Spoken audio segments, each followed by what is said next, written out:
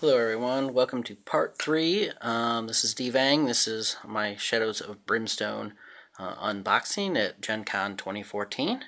I've kind of turned things a little bit. Hopefully we'll get a little bit better light for the two box sets. This is going to be the first one, FFP 0701, City of the Ancients. Alright, and I have not opened this up myself. And let's see what we got, so you can kind of see.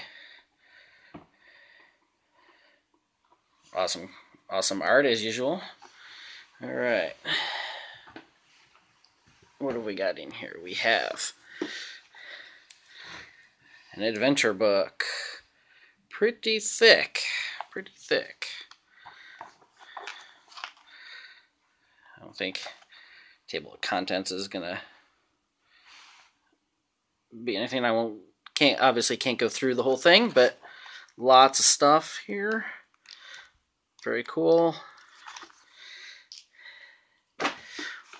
We have a copy of the rulebook, which we have online, obviously. Very nice. So, let's see if we can see this. Pretty full box, as you can see here. Alright, so we've got card trays, nice. Thick deck of cards. Looks like there's gear. In fact, I think this is all gear, since both the top and the bottom. And there may be some scavenging in there. Okay, encounters. Okay. Take a look. I see something hidden under here. We have dice. So D8 and our peril die. Very cool. Okay. Gunslingers. Special card. Looks like some encounter cards for the target plateau.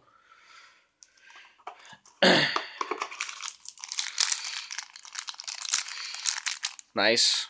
Some red and white dice. Obviously, you know, I know some of us, I know I'm planning on purchasing the, when the Pledge Manager comes out, purchasing some of the really cool special dice, but plenty of good workable dice come with the game. Okay. Big miniatures. Big miniatures. They're all separately wrapped as well. So yeah, so heroes. Big bad guy. Tentacles. Undead and 3 sets of undead and void spiders. And 6 tentacles. Can never have too many tentacles. Alright, so yeah, if you see my part 2, looks like it's exactly the same as the red sprues in part 2, only obviously this is in gray, although it is interesting to note, it's going to be kind of hard to see, is that the heroes are in a darker gray than the monsters. I don't know if that's better or worse, makes a difference, just something I noticed there. Okay, bases. Hero cards. So, male version on one side, female version on the other. No difference at all in any of the stats or abilities, just preference. I love that. I love it.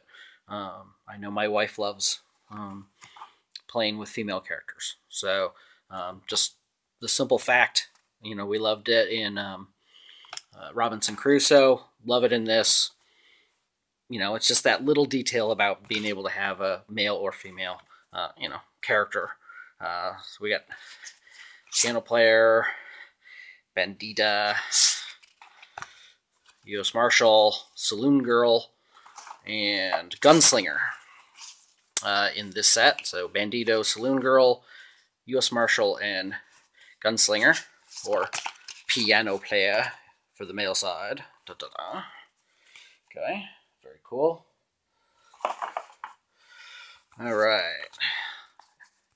Enemies. Ooh, Targa Pylons. Those are an enemy. Interesting. Ubiquitous tentacles. All right. Void spiders. Stranglers.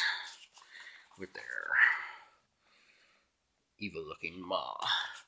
The Night Terrors. And the big beastie, the Goliath. Which again, I'm not going to show, try not to show all of the details of these cards. But I can try to give you at least some of the artwork and some of the cool stuff. Right, in the brutal side, start talking about how more difficult they are. Take a quick look. So looks like they're a little, yeah, they're tougher, a lot more health, more initiative. Yeah, a few more different elite charts. Different elite charts. More abilities, more damage. They definitely look more brutal for those with a death wish. All right. The depth event chart. I can cover all that, but anyway, it's for Mine and Otherworld Targa Plateau. And then there's a little town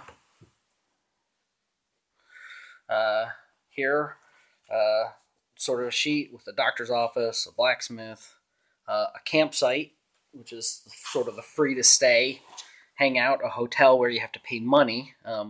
Obviously, we'll have to see what the difference is in the adventure book. General store where you can buy stuff. So the doctor's office, we can heal. And buy some things for your side bag. Blacksmith, you can get horses and you can upgrade your weapons. That's been alluded to before. The saloon, you can get some more side bag stuff. And you can do a couple other things. The church can heal madness and cure corruption. Pretty obvious. The Frontier Outpost. Where it looks like you can do some more actions in town. That's on the back of the depth chart event. There's a town events list, and obviously there's a bunch of things you can roll on for encountering towns. And some rules for visiting a frontier town. Okay. The madness chart. Ooh, goes 2d6, but the number goes from 1 to 12. And the injury chart's on the back. Same thing. So when you get KO'd, either through madness or injury. Frontier Outpost charts. Events for locations.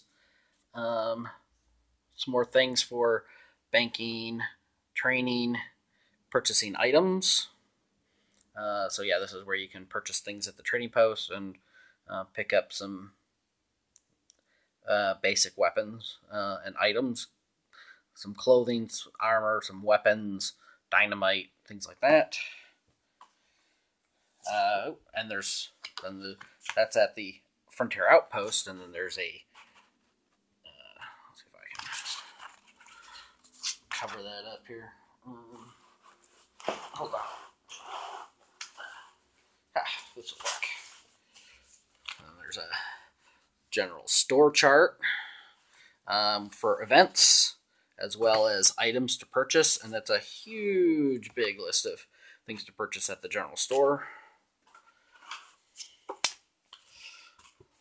Okay, so we got a saloon chart that has location events at the saloon, and then you can gamble, and you can even buy stuff. Although, interestingly enough, there's also a bunch of things that you can buy or do specific to only the saloon girl or piano player character. They're the only ones that can do these. Interesting. I guess it makes some sense. All right, and then we've got a chart for the blacksmith, which, again, loaded with stuff. Lots of things to upgrades. You can get a bunch of different upgrades for weapons that use up slots, and darkstone. Most of the blacksmith stuff requires darkstone. But you can also get mounts, horses at the blacksmith, which obviously will matter for the campaign and getting to and from the mines. All right, and then we got the church, which has location events. You can try to you can get exercised of your madness, remove corruption, or get resurrected. You can also get auras, which I guess are buffs before you go into the mines. And holy heroes have things they can do or buy. Here, actually, I guess they're just buy. You can buy things if you have the keyword holy. Note that because it uses the keyword holy, obviously right now it's probably only the preacher, but you could conceivably have more characters with the keyword holy that could then utilize those. And then doctor's office, again, some events that can happen at the doctor's office, as well as obviously medical attention, threat corruption, and then buying. You can obviously buy bandages and healing things, and injections.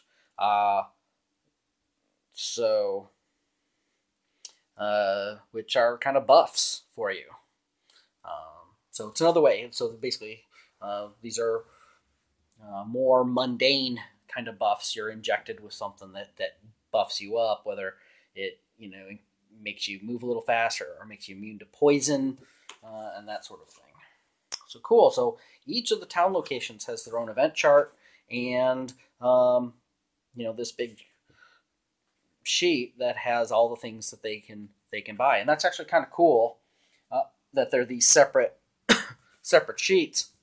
So if people are going into different town locations, you're not kind of sorting through the rule book, and not having to share. People can, the people who are at the doctor's office can look at the doctor's office stuff, and the people who want to go to the blacksmith can, just take the blacksmith card and take a look at it. So I think that's pretty cool. And then certainly, last but not least, staple of the Flying Frog, Shadows of Brimstone game soundtrack by Mary Beth. The main theme, the good, the bad, and the mutated. Stepping through the portal, a fistful of darkstone. You can see all the track names. Pretty cool. Have not listened to it, obviously, since I just opened this, but pretty nice. All right, and like I said, that was pretty packed. Obviously, you can see that it's pretty well set up though for storing it all. We'll have to see once the miniatures are put together, obviously, how the storage is going to be. All right, so I'm going to leave it at that for this one, and then I'm going to make another one for the other box. Should go a little bit faster because it should be pretty similar to this one, and then maybe some final thoughts and maybe some quick looks at some other things. Thanks.